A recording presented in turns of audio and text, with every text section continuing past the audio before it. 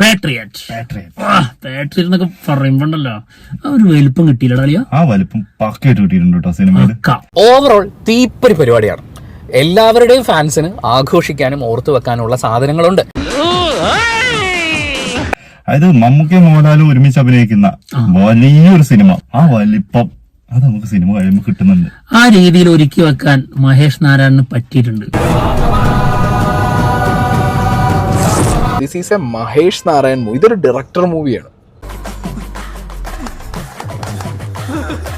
എനിക്ക് ആദ്യം മഹേഷ് നാരായണനോട് ചോദിക്കാനുള്ളത്, നിങ്ങൾ എവിടെയൊക്കെയാണ് മാൻ ക്യാമറ വെച്ചിരിക്കുന്നത്?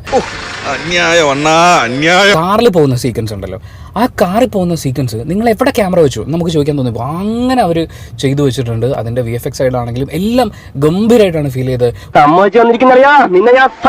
ട്രെയിലറിൽ വരെ മമ്മൂക്ക തൂക്കി അടിച്ചു എന്നൊക്കെ പറയുന്ന പോലെ അദ്ദേഹമാണ് നിറഞ്ഞു നിൽക്കുന്നത്.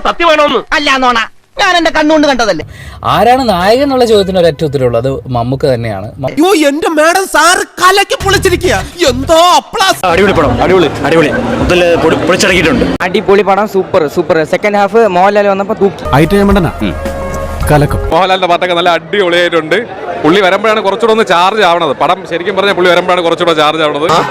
അപ്പൊ വെക്കടാ വെടി ഹിറ്റായോ? കൊള്ള ഹിറ്റായോന്നോ? ബമ്പറാ സാറേ. ലാലേട്ടൻ സെക്കൻഡ് ഹാഫിൽ വന്നപ്പോഴാണ് തിയേറ്റർ മൊത്തം ഒന്ന് ഉണർന്നത്. അങ്ങനത്തെ ഒരു ആക്ഷൻ ബ്ലോക്കും എല്ലാം ലാലേട്ടനാണ് കുറച്ചുകൂടെ തകർത്തായിട്ടുള്ളത്. Must watch.